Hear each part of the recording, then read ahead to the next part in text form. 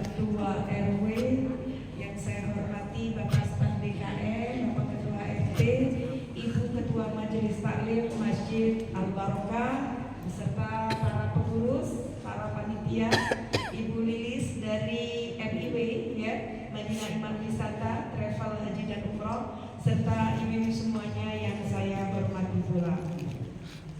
Alhamdulillah pagi hari ini kita bisa hadir di Masjid Al-Barokah dalam keadaan sehat walafiat. Amin. Salawat serta salam semoga senantiasa terlimpah ke haribaan beliau Nabiullah wa Rasulullah Muhammad sallallahu alaihi wasallam, kepada keluarganya, para sahabatnya, tabi'in, ulama dan kita semua pengikutnya yang insya Allah setia mentaati ajarannya hingga akhir zaman. Dan saya mengucapkan terima kasih kepada Bapak Ibu yang sudah berkenan hadir pagi hari ini. Terima kasih juga kepada Ibu Erna. Jadi ceritanya Ibu Erna itu kenal dengan jamaah saya, namanya Oma Diani. Waktu itu Oma mengundang saya ke daerah Ciwastra, ya. Setelah beliau pulang dari Masjid Trans Studio, ketemu kami di salah satu rumah jamaah saya juga. Kemudian saya lagi menyampaikan tausiah, dan kemudian Bu Erna beberapa hari kemudian gitu ya menyampaikan ingin mengundang saya untuk hadir di Masjid Al-Barokah. Jadi alhamdulillah pada hari ini lewat silaturahmi, ini memang silaturahmi itu luar biasa ya. Dan silaturahmi insya Allah membawa kemanfaatan lahir batin di dini wa dunia wal akhirat. Amin ya rabbal alamin. Saya yakin ibu-ibu yang hadir di sini, Bapak juga menginginkan bahagia dunia dan akhirat, karena tema yang diminta adalah bahagia di dunia dan akhirat. Kita kan sering berdoa ya, Rabbana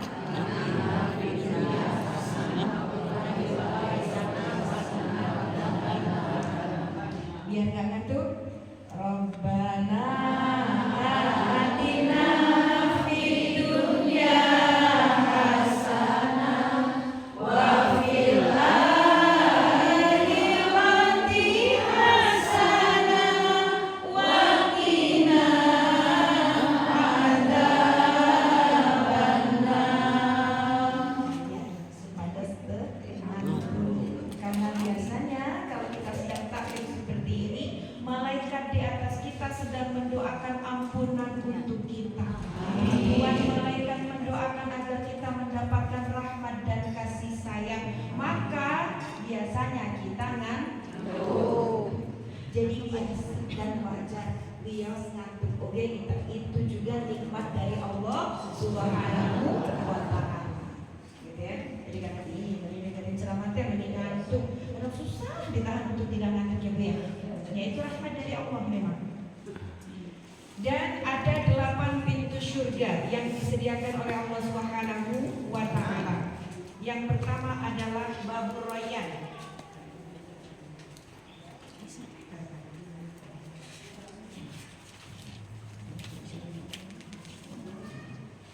Pintu saum ya, pintu puasa.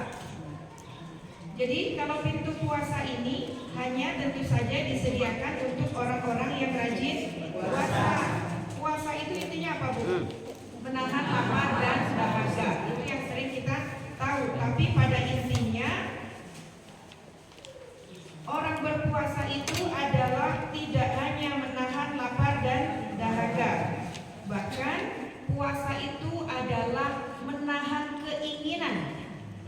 Menahan keinginan, satu, kan kita kalau menahan lapar ataupun haus kita tunda sampai maghrib tiba. Kemudian juga kalau kita rajin puasa di luar bulan suci Ramadan ataupun sama dengan di bulan suci Ramadan, itu kenikmatan yang akan kita terima pun selain bisa kita nanti nikmati di dunia maupun di surganya Allah, bisa kita berikan kepada anak cucu kita. Jadi biasanya kalau orang tuanya, kakek buyutnya sering puasa, maka anak cucunya mendapatkan kenikmatan di dunia. Gitu. Jadi nomor 1 Babur Rayyan. Yang kedua, menahan itu bukan hanya menahan kenikmatan makan Juga ketika Bapak Ibu menginginkan sesuatu tapi belum ada uangnya, ditahan. Berarti tidak boleh tergesa-gesa. Karena kalau tergesa-gesa akibatnya tidak baik. Contoh, pengen rumah bagus, uangnya belum ada, akhirnya kredit, ya. Kemudian pengen mobil bagus, uangnya belum ada, akhirnya kredit. Kalau sudah kredit, itu menjadikan kita tidak bisa tenang di siang hari, tidak bisa tenang di malam hari.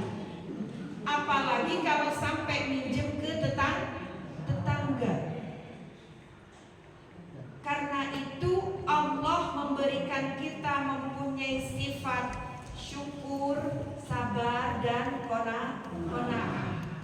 Bersyukur itu menggunakan fasilitas yang diberikan oleh Allah Subhanahu wa Ta'ala di jalan Allah. Qanaah itu menerima semua pemberian Allah dengan ridho lillahi ta'ala. Dan sabar tentu saja kita berikhtiar, kemudian hasilnya kita serahkan kepada Allah. Kalau orang gurung-gungsrung, ya bahasa Sunda ada gurung-gungsrung? Nah gitu ya. Rusuh. Pokoknya hoyong, ayeuna kedah, ayeuna can aya eksistan pokoknya kedah ayeuna kedah kita teh. Anak-anak zaman sekarang biasanya gitu ya. Jangan. Ya. Kalau kata Roma Irama apa? Segala sesuatu kalau kita gurung-gungsrung itu tidak baik. Makan, adanya ayam kita makan dengan ayam. Adanya daging kita makan dengan, adanya sambal dengan rendang. Saya nggak bilang asik. Ya, yang penting kan itu nikmat gitu ya. Walau makan sederhana, asal sehat jiwa raga. Baju juga begitu. Di lemari ada biasanya punten bapak-bapak, ibu-ibu itu sudah punya 2 lemari penuh. Ketika mau kondangan ke baju. Ya. Syukuri yang ada. Walau baju sederhana, asal menutup aurat. Walau makan sederhana, walau baju sederhana, walau serba sederhana, asal sehat jiwa raga dan juga hutang tak punya. Orang yang kaya. Gitu ya, puasa itu endingnya seperti itu. Ya. Jadi gue jangan mikir puasa itu mending kudu teu makan, teu minum, gak boleh gibah. Ya, tekengeng gibah di luar puasa aja tekengeng, ngomong dalam kondisi puasa gitu. Jadi berpuasa itu gitu ya, selain menahan lapar, menahan haus, menahan keinginan supados mungkin keinginan itu kumpulkan ku Allah. Selain buat kita ada juga buat anak cucu. Ya, oke upami ayeuna teh dinten Sabtu, berarti Sabtu, Ahad, Senin gitu. Ya, yang kuat puasa. Gitu. Itu pintu surga yang pertama, pintu puasa. Selain puasa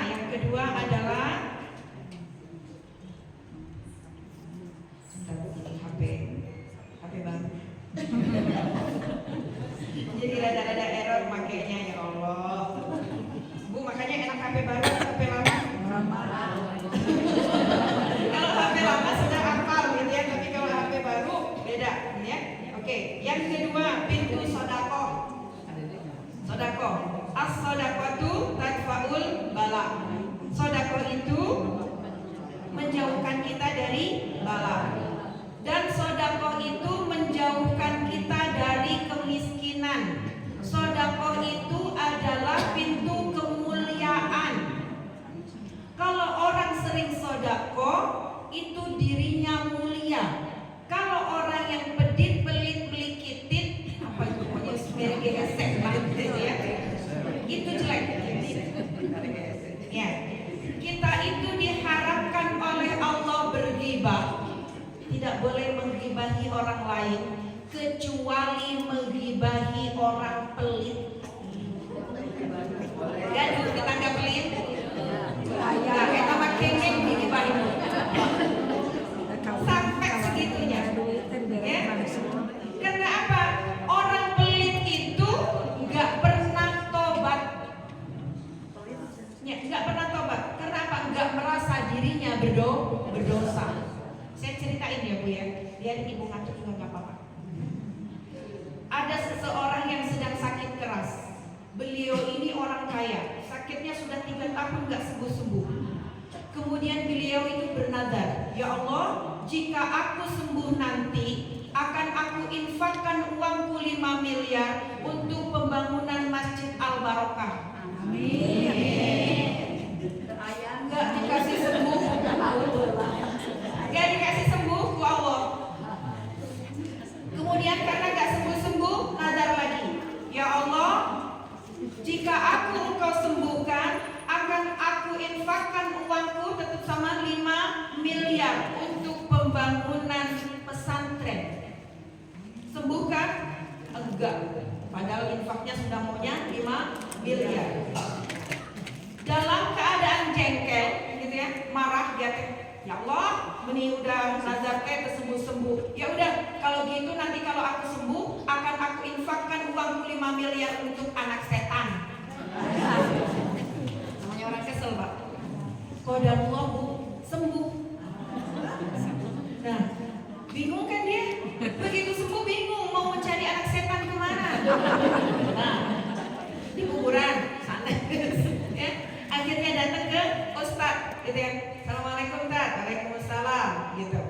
Ustadz, diceritakanlah, saya sakit, saya bernadar begini dan begitu. Nah, sekarang saya mencari anak setan itu kemana? Kata si orang tersebut. Kalau begitu sekarang Bapak teh nyari pemabuk yang paling kuat minumnya, ya, yang paling kuat minumnya. Dicari di mana? Oh, sana, sebelah sana. Ketemu tukang mabuk yang paling kuat itu. Didatengin sambil membawa koper isinya 5 miliar. Sebanyak apa lah? Tok. Assalamualaikum, waalaikumsalam. Kemudian disampaikan bahwa beliau sakit dan menadar begini dan begitu. Tapi apa yang terjadi? Berarti kamu menganggap saya anak setan? Iya, kata Ustadz begitu. Enggak, jom bawa pulang. Embung ayumah. Gitu ya, kan marah namanya juga. Sanes Alim Abimah gitu. Embung ayumah. Catakan itu, bawa. Gitu. Akhirnya dengan gontai karena belum ketemu anak setan, orang ini pulang. Begitu orang ini pulang, si pemabuk ini, ya Allah, ternyata anak setan kayak aku, katanya. Sujud Bu, istighfar, dia sholat taubat, gak mau lagi mabuk-mabuk. Ya, yang tadinya mabuk lagi. Ya, akhirnya gak mau mabuk lagi, taubat tersadar, gak mau jadi anak setan. Belum ketemu nih anak setannya nih. Assalamualaikum, waalaikumsalam. Ya tecan kau pendak anak setan di mana ya tetan? Oh, itu pemabuk di mana? Alimen. Oh ya udah, gampang kata Pak Ustadznya. Ayeuna pilarian pecat pelacur numpang gelisna numpang larisna. Di mana? Pokoknya pilari we. Baik tanda anak setan kata Pak Ustadz. Ya kata Pak Ustadz. Di pilarimu akhirnya ketemu itu ada pelacur yang paling terkenal di situ, paling laris. Tok. Assalamualaikum. Waalaikumsalam. Beda kan salamnya begitu. Ya. Ayo naon Bapak? Bari janjian ke mana, di mana, kapan? Katanya. Bapak mau berapa transfer? Ini nomor rekening saya, katanya. Enggak, saya mah enggak begitu. Dengerin dulu. Oh iya kalau gitu masuk dulu. Suruh masuk sama orang tersebut gitu ya. Begitu masuk diceritakan, nah, oh Jadi Bapak menganggap saya anak setan? Tidak bisa. Bawa ke sana. Enggak mau saya. Meskipun begini saya punya harga diri. Katanya. Kalau Bapak tidak mau saya layani, saya juga tidak mau menerima uang Bapak. Alin, dah pokoknya dibawa pulang dengan lantai gontai, dibawalah kopernya. Sama dengan si bapak yang pemabuk tadi. Ngahuleng dianya diangan-angan. Berarti aku teh anak setan. Gak mau mandi dia, mandi besar, sholat taubat. Sejak saat itu pun dia tidak mau melacurkan dirinya lagi, bertaubat kepada Allah Subhanahu wa Ta'ala. Tuh. Aina milih kemana? Si lu bapaknya bernadar, Pak Nadar tadi namanya. Ya, mudah-mudahan di daerah sini gak ada namanya Pak Nadar ya. Dicarilah balik lagi ke Ustaz. Tak kumaha ya ka mana deui urang teh milarian anak setan. Sekarang mah begini. Cari orang yang paling pelit di daerahmu. Nah, dicari Bu, ketemu cenah. Nu paling ditutang ada orang yang paling pelit. Cobaan ya, bismillah, dibawa itu koper. Tok tok tok, assalamualaikum. Waalaikumsalam. Oh, kadieu cek aya naon? Eta nyandak naon? Ieu teh nyandak koper Pak. Isina naon? Ici sabaraha? Gitu kan? 5M. Oh, banyak teuing atuh. Coba kadieu gitu katanya. Begini Pak, saya itu diceritakan dari A sampai Z, ya, dari ketika beliau bernadar untuk diberikan kepada masjid gak sembuh, ke pesantren gak sembuh, ke anak setan kok sembuh, dibawa ke pemabuk gak diterima, ke pelacur gak diterima, kemudian datang ke orang yang paling pelit. Apakah Bapak mau menerima? Urang tetos haji 3 kali. Jadi Bapak kersa nampi artos ieu? Oh, mau. Biarin dibilang anak setan boy weken bae. Penting kayak gini, isis. Nah, berarti anak setan teh saha? Pelit. Mau pelit? Mulai sekarang jangan mau pelit, ya. Jangan mau menjadi anak setan, gitu ya. Gak boleh ya Bu ya, jangan menjadi anak setan, gitu ya. Karena pelit itu nggak baik. Bagusnya apa? Menjadi orang yang dermawan, menjadi orang yang ahli sodako. Itu tanfaul bala. Ada cerita kakak adik. Dia ini dikasih warisan ke kedua orang tuanya sama persis. Rumah, perusahaan. Tapi si kakaknya ini punya sifat hasut, iri dan dengki. Adiknya itu punya sifat pemurah, ya. Si kakaknya ini karena punya sifat iri, Pak Ancor-ancor, ya. Pak Ancor-ancor tadi itu jor-joran, beli rumah nggak kuat, akhirnya kredit, kemudian akhirnya jatuh, perusahaannya akhirnya juga jatuh, sampai rumah pun habis. Si adiknya ini karena punya sifat kasih sayang yang baik, bertanya kepada kakaknya, urang tinggali teh naha atuh kieu nya atuh bantuan atuh, kata kakaknya. Nyanggeus atuh ayeuna teh abi maserkeun imah ke AA. Dibelikanlah rumah. Sudah dibelikan rumah oleh adiknya, bukannya dia berterima kasih, sifat serakahnya makin timbul. Tanyalah ke temannya, gimana caranya eta teh harta biar jadi punya saya. Ya eta atuh adikmu harus mati. Terus kumaha carana? Datang we ke dukun. Datang bu ke dukun santet. Ketemulah sama dukun santet. Disantet ini adiknya. Tapi karena adiknya ini rajin sedekah subuh, ya. Karena kalau kita rajin sedekah subuh itu ada 2 malaikat. Malaikat itu berdoa seiring dengan terbitnya matahari. Yang satu berdoa, ya Allah, berikan kesehatan, keselamatan, keberkahan rezeki kepada orang yang bersedekah pada hari ini setelah sholat subuh. Dan yang satu lagi berdoa, ya Allah, sempitkan rezeki orang yang pelit. Nah, ketika disantet bu, apakah mempan? Enggak. Mental dan naudzubillah min dzalik, kembali ke kakaknya yang akhirnya buta. Naudzubillah. Tuh. Berarti puasa itu menghindarkan kita dari keserakahan dan sifat hasud, dan juga menghindarkan kita dari sifat pelit, ya. Dan sodako itu menghindarkan kita dari bala. Itu yang kedua. Tadi yang pertama apa? Puasa. Kemudian yang kedua sodako. Yang ketiga sholat. Pintu sholat. Ini kalau kena HP baru yang begini, ampun deh. Pintu sholat. Kalau ibu-ibu pengen tenang, pengen disegerakan keinginan-keinginan ibu, jangan tinggalkan sholat. Sholat itu 5 hari sekali atau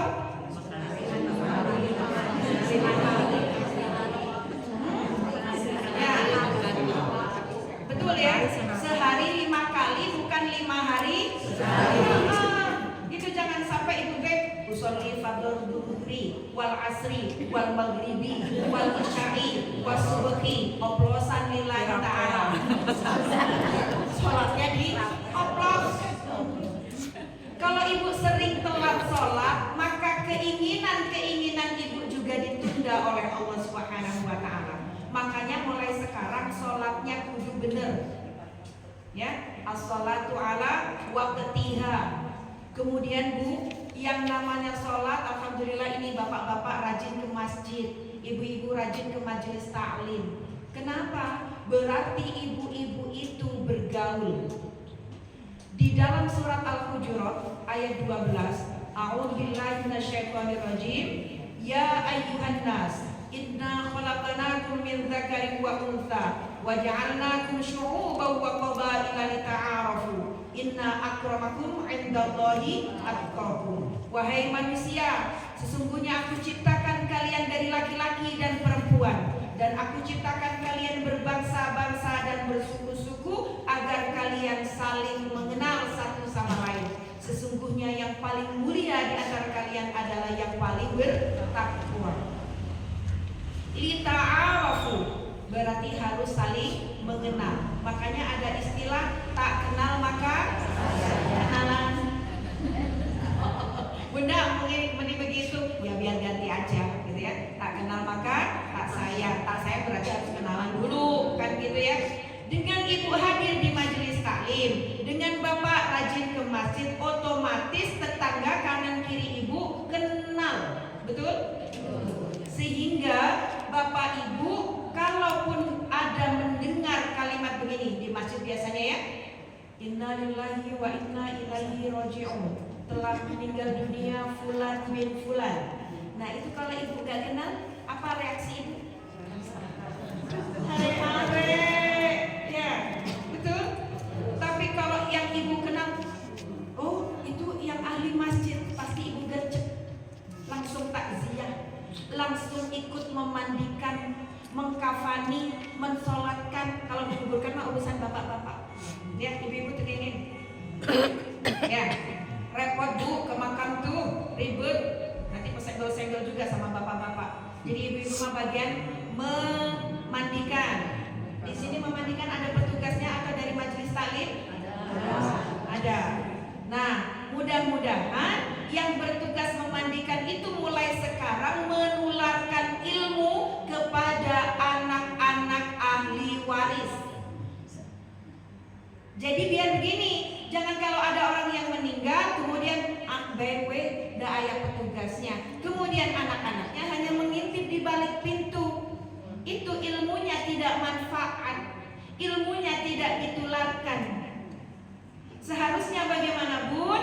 Nanti petugasnya bilang, kalau misalnya yang meninggal ibu-ibu, ini ada anak perempuannya enggak? Ayo sini nak memandikan mama untuk yang terakhir kali. Ya, kenapa? Karena orang yang meninggal itu biasanya punya kekurangan yang harus ditutup. Yang biasa menutup adalah anak-anaknya. Kalau petugas kadang-kadang ditutup, kadang-kadang namanya perempuan, disampaikanlah ke orang lain. Ya, itulah makanya anak-anaknya yang harus memandikan. Bapak-bapak juga sama.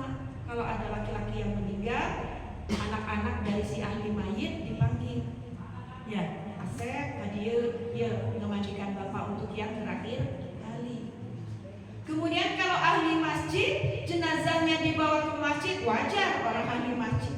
Jangan sampai ketika hidupnya nggak pernah ke masjid, ketika meninggal keluarganya bilang hoyong disolatkan di masjid Allah. Kecida-cida teing, ya. Makanya kasih tahu anaknya, baik yang perempuan ataupun yang laki-laki. Kalau yang perempuan itu kenapa? Kalau yang perempuan itu kan perempuan itu harus tahu doa-doa, doa ketika mandi haid, doa habis berhubungan suami istri. Kalau yang sudah sepuh kan udah lunas, ya. Biasanya ahli masjid kalau yang sepuh-sepuh. Tapi kalau yang muda belum tahu. Nah kalau mereka tidak tahu berarti tidak pernah mandi wajib dengan benar, sholatnya juga belum benar. Itulah bedanya orang berilmu dan orang yang belum berilmu, gitu ya. Jadi itu fungsi atau pintu-pintu sholat. Sekarang yang keempat, pintu fi sabilillah, jihad fi sabilillah. Kalau sekarang jihad fi sabilillah tentu saja memerangi kebodohan. Seperti Bapak Ibu yang hadir di sini mencari ilmu. Di sini ada pelajaran membaca Al-Quran? Ada. Alhamdulillah. Kalau ada, kalau belum izin minta diadakan ya Bapak ke DKM. Kenapa? Karena kalau kita meninggal itu tidak ditanya mal mahirul injilisiyah. Apakah engkau mahir berbahasa Inggris? Enggak. Malaikat mungkar nakir enggak nanya itu. Ya. Bahasa Inggris mahal dibela-belain, hujan petir dianterin. Tapi ketika waktunya anak-anak datang ke TPA, nggak usah ngaji, dah hujan. Alah. Bu, masih ingat lagu? Hujan di malam minggu. Jangan sampai kalah sama hujan. Ya, masa baca Qur'annya begitu? A'udzu billahi minasy syaithan. Ketinggalan zaman. Hari ini di Bandung ngajinya begini. A'udzu billahi minasy syaithanir rajim. Bismillahirrahmanirrahim. Irama apa? Bayati gitu. Ya, gitu. Jadi ngajinya jangan a'udzu billahi minasy syaithanir rajim.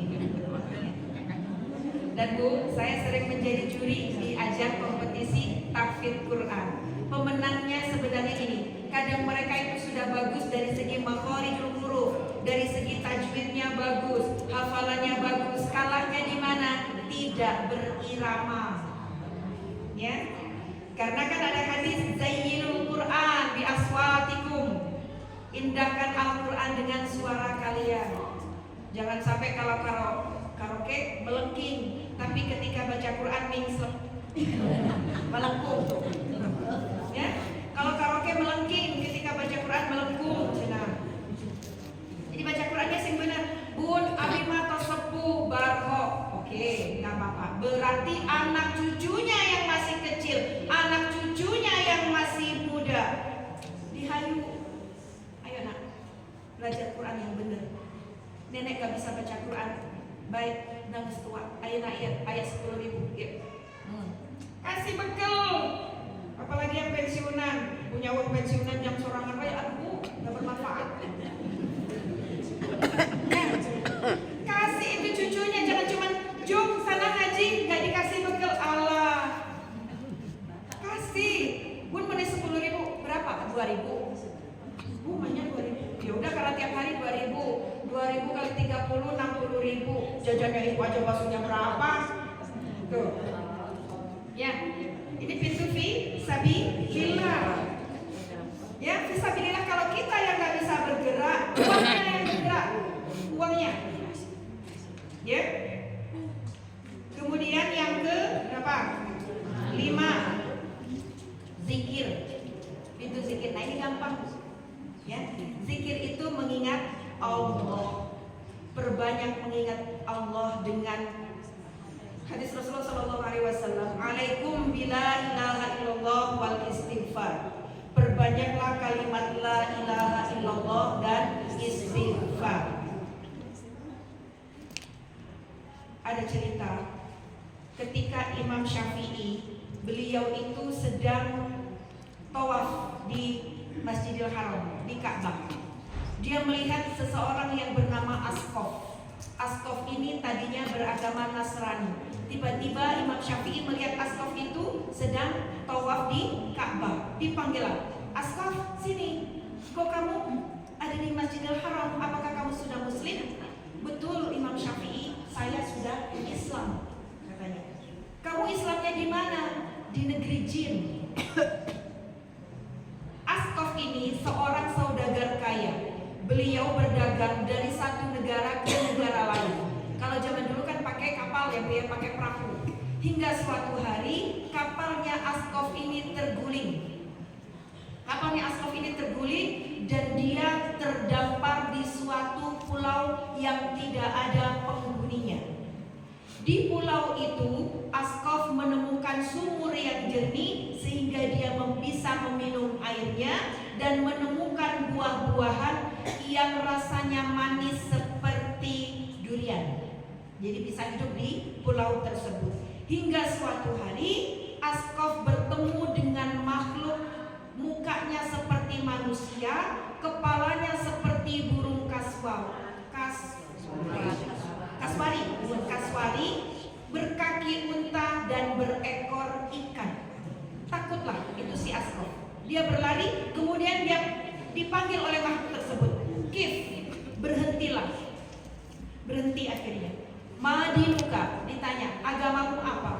Askof menjawab, Nasrani. Kemudian makhluk tersebut bilang, wailaka ya qasir, celakalah wahai engkau orang yang rugi. Ya, wailaka ya qasir, celakalah engkau wahai orang yang rugi. Apakah engkau ingin kembali ke tempatmu? Iya.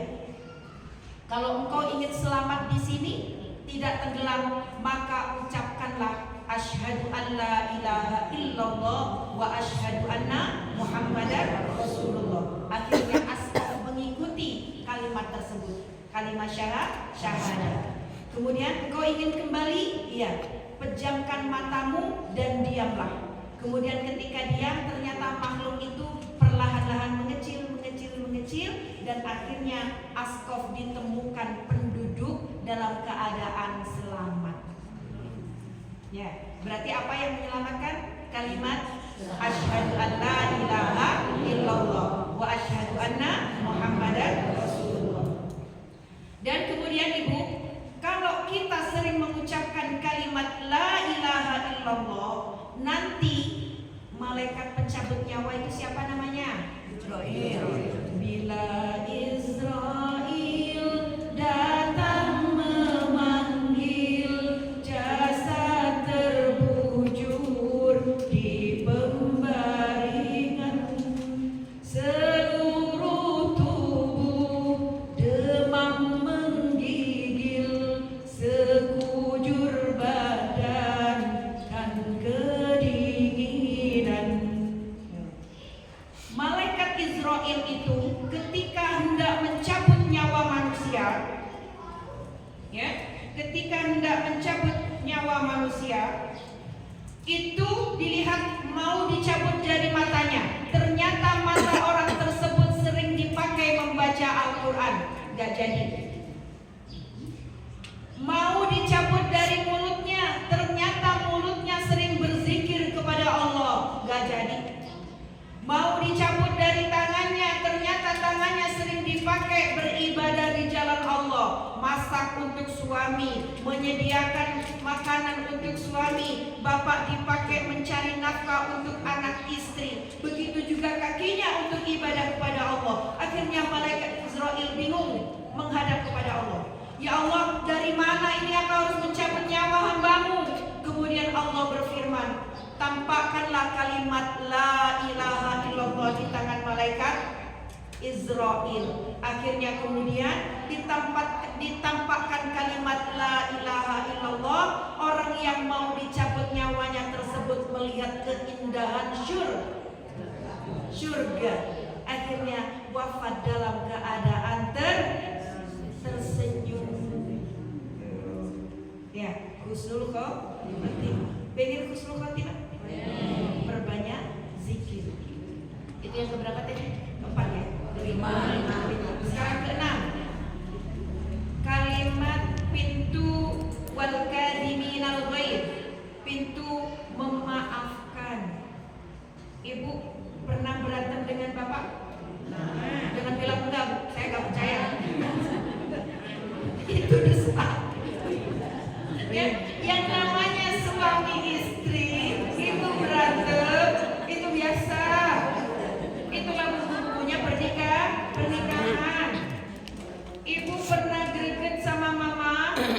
Pernah. Biasa anak dan orang tua. Itu juga sama. Disitulah ujiannya kita hidup. Ya. Tapi ini wal kadhiminal ghaidh, menahan amarah. Jadi kalau ke suami marah itu boleh, marahnya yang halus. Gimana marah yang halus? Kalau zaman dulu bikin surat, kalau sekarang lewat WA. Bun, lama gak dibaca, ya udah gini aja yang bapaknya.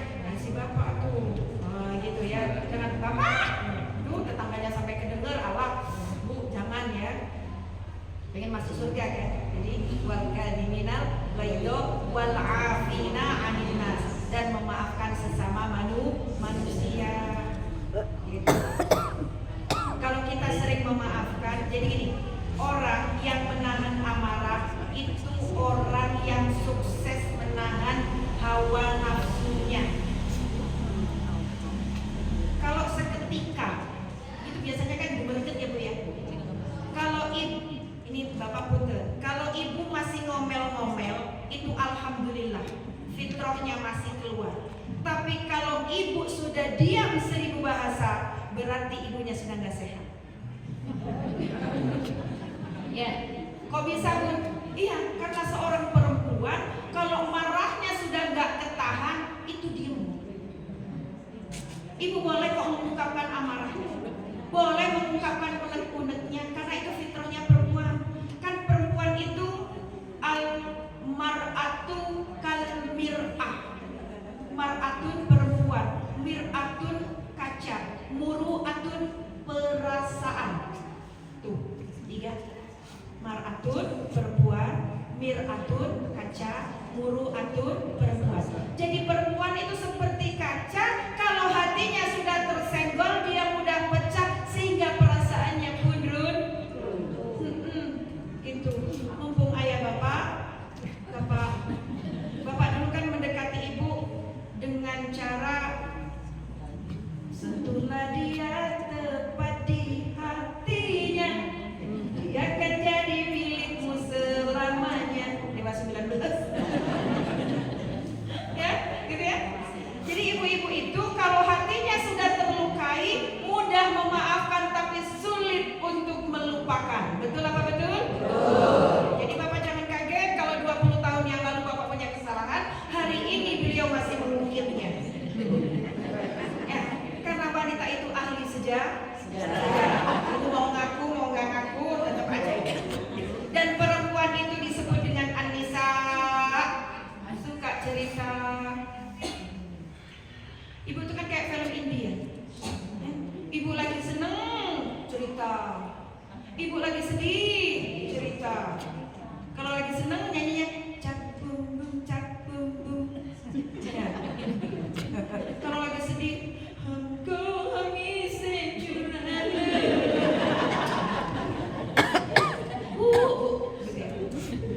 Caranya gimana? Yang halus, ngomong bener-bener dan ngomongnya di kamar, jangan di luar kamar. Karena biasanya kalau suami istri sudah ngomong baik-baik, hasilnya pun baik. Tapi kalau ibu ngomongnya di luar kamar, kedenger sama anaknya, geningan bapak teh gitu, mengurangi kehormatan suami. Apalagi kadang mitoha. Iya, kalau mertua ibu itu percaya sama ibu, kalau membenarkan anaknya kumaha? Ada kan mertua yang enggak, anakku mah enggak gitu, aku sudah mendidiknya baik-baik.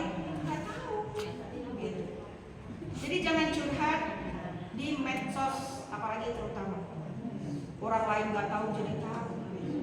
Keningan, gitu ya. Jadi wal kadhiminal ghaidho wal afina 'anil nas. Itu pintu yang ke-6, tahan amarah. Apalagi kepada suami. Suami itu sudah sangat berupaya untuk membahagiakan ibu lahir maupun batin. Kenikmatan yang sudah ibu terima itu adalah jerih payah suami. Jadi jangan kita enak-enakan gitu ya. Selain bapak itu mencarikan nafkah, bapak juga adalah pelindung ibu dari api neraka. Laki-laki itu ar-rijalu qawwamuna 'alan nisa. Kalau ibu punya dosa dan ibu bersuami, akan ditanya suaminya dulu. Sudah membimbing belum ke istrinya? Sudah mengizinkan istrinya taklim belum? Gitu. Itu bedanya istri dengan suami. Makanya ibu tidak boleh semena-mena terhadap suami. Ibu harus penuh syukur. Man syakara ilallah syakara ilan nas. Barang siapa bersyukur kepada Allah, dia harus bersyukur kepada manusia. Banyak-banyak berdoa untuk suami. Ya Allah, jadikan suamiku ini sehat walafiat, banyak rizkinya, menyayangiku, anak-anak dan cucuku. Pernah doa begitu? Nah, kalau belum mulai sekarang. Kalau sudah, lanjutkan. Nah, tinggal gitu ya, Bu. Oke, sudah 6 berarti kurang 2. Apa kira-kira? Haji, pintu umroh dan haji, gitu ya. Pintu umroh dan haji. Nah, kalau pintu ini itu bagi orang-orang yang diberikan kenikmatan materi dunia. Ya. Dan yang terakhir adalah pintu birrul walidain.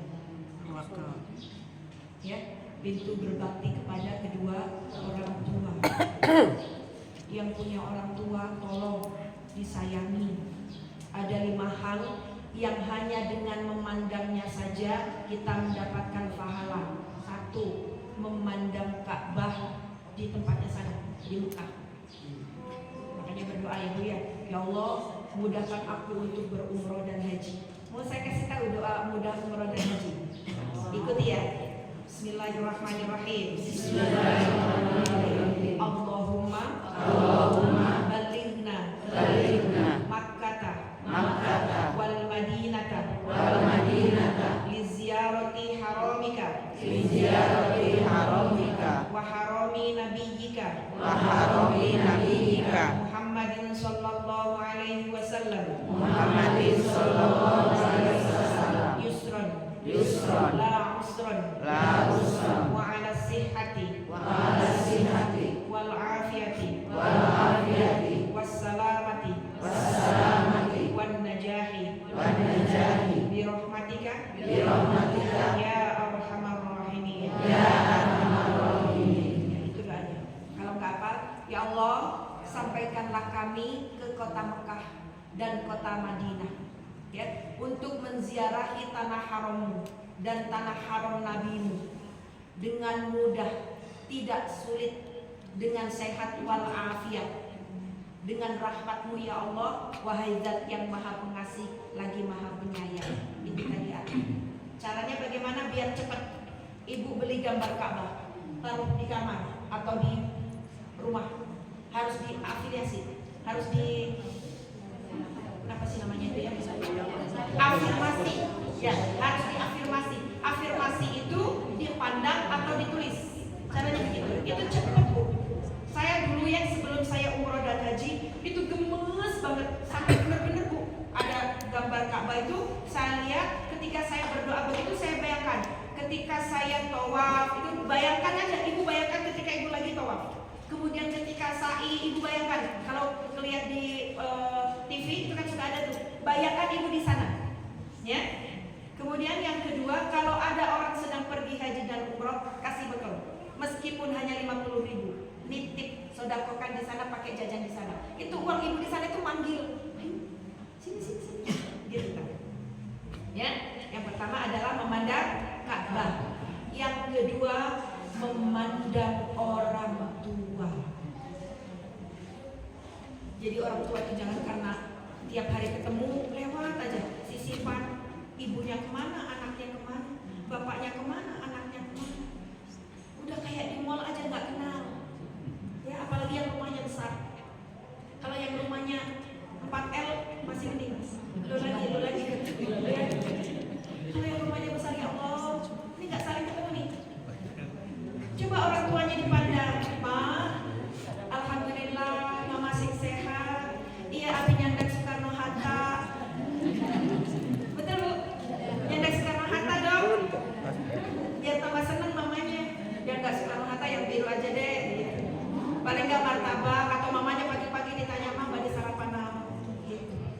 Ya, memandang orang tua itu adalah sesuatu yang mendapatkan pahala. Kemudian yang ketiga, berpandangannya suami istri.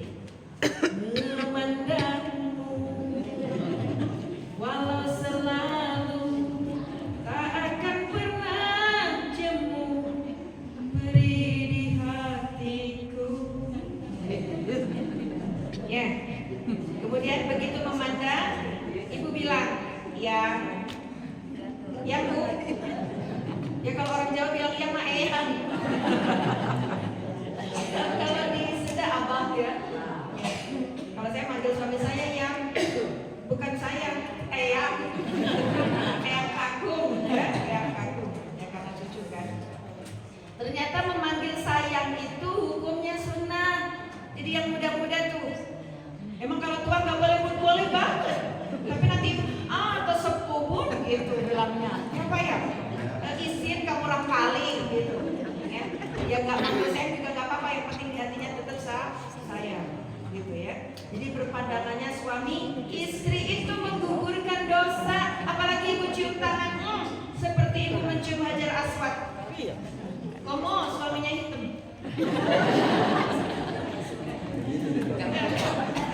Pak, ibu-ibu itu kan senangnya uang gitu ya. Kalau ibu sudah mendekat gitu, di sini sudah siapkan uang, ya. Karena ibu-ibu itu kan gitu. Biarin suaminya sepuh, yang penting punya uang. Biarin suaminya jauh, yang penting sering transfer uang. Biarin suaminya gak ganteng-ganteng amat, yang penting banyak uang. Biarin suaminya wafat, yang penting ninggalin uang. Kacau. Jangan ya. Jadi kalau suami itu yang rukun.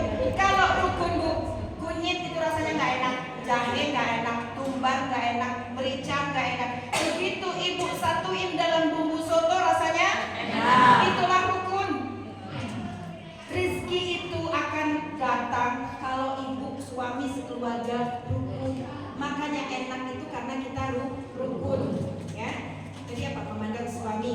Kemudian yang keempat, memandang ulama.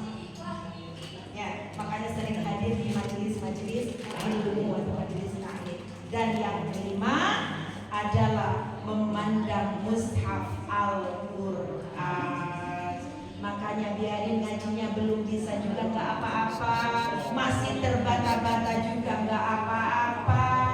Kan beda. Ngaji seperti ini, itu saya yang ngomong terus, ibu hanya sesekali menimpali. Tapi ketika ibu belajar ngaji tahsin, coba ibu perhatikan fathah itu A itu cara mengucapkannya adalah buka mulut sedikit senyum. Ya, coba Bu. Tuh, ibu ikut kan? Itu bedanya. Kalau I itu turunkan ke bawah.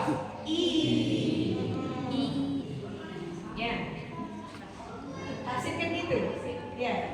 Kemudian kalau doma berarti memonyongkan dua bibir. Gitu. Apa-apa ada itu bedanya. Bios, ibu nanti bilang a'udzubillahi minasyaitonirrajim. Alam taro kaifa pa. Nanti sama gurunya dari kat. Bukan kai tapi kai. Nah, gitu ya. Bukan fa tapi fa. Gigi seri atas nempel di bibir bawah. Fa.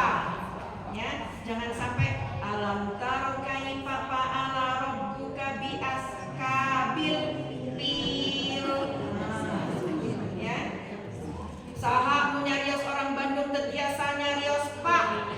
maafin. Tak mempertegas. Jangan ya. Bias, ibu bacanya masih terbata-bata. Terakhir ya, saya cerita bagaimana pentingnya Al-Quran. Saya punya tetangga, rumah saya di Pindad Utara, KPAD Pindad Utara, Kiara Condong, Bandung. Saya punya tetangga namanya Ibu Gito. Ibu Gito itu tadinya rajin ngaus dengan saya. Suatu hari beliau kena stroke, nggak ngaji lah kira-kira beberapa bulan. Kemudian tiba-tiba Bu Gito kena stroke ini nggak bisa ngomong, Bu. Ya, stroke-nya itu nggak tahu menyerang apa, nggak bisa ngomong. Tiba-tiba suatu hari ketika saya mimpin taklim seperti ini, saya lihat ada begitu, ada begitu. Kemudian Ibu Gito badai nangis, mumun teh nggak jelas. Tapi ketika baca Quran bentes.